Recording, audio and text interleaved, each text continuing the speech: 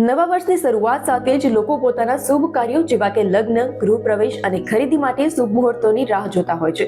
પંચાંગની ગણતરી મુજબ આ વર્ષે માંગલિક કાર્યો માટે મર્યાદિત પરંતુ ફળદાયી મુહૂર્તો મળી રહ્યા છે. વર્ષ દરમિયાન કુલ 59 લગ્ન મુહૂર્ત ઉપલબ્ધ રહેશે. વર્ષની શરૂઆત એટલે કે જાન્યુઆરી મહિનામાં લગ્ન માટે એક પણ શુભ મુહૂર્ત નથી, જેને કારણે લગ્નગાળો ફેબ્રુઆરી મહિનાથી વિધિવત રીતે શરૂ થશે. આ એક જ મહિનામાં 12 જેટલી શુભ તિથિઓ આવે છે.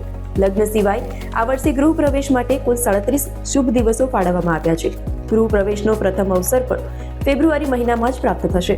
જો કે ઓગસ્ટ, સપ્ટેમ્બર અને ઓક્ટોબર મહિનામાં ગૃહ પ્રવેશ માટે કોઈ પણ શુભ મુહૂર્ત ઉપલબ્ધ નથી. તેથી જે લોકો આ સમયગાળામાં નવા ઘરે શિફ્ટ થવાનું વિચારી રહ્યા હોય તેમને ફેબ્રુઆરીથી જુલાઈ વચ્ચે અથવા તો વર્ષના અંતિમ ભાગમાં આયોજન કરવું હિતાવહ રહેશે. આર્થિક રોકાણ અને મિલકતની વાત કરીએ તો પ્રોપર્ટી ખરીદવા કે વેચવા માટે વર્ષમાં કુલ 68 શુભ દિવસો મળી રહેશે.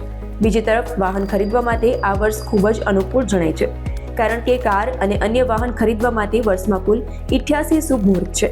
ખાસ કરીને જાન્યુઆરી અને ઓગસ્ટ મહિના વાહન ખરીદી માટે શ્રેષ્ઠ માનવામાં આવે છે, જેમાં પ્રત્યેક મહિનામાં 10 શુભ મુહૂર્તોનો સમાવેશ થાય છે.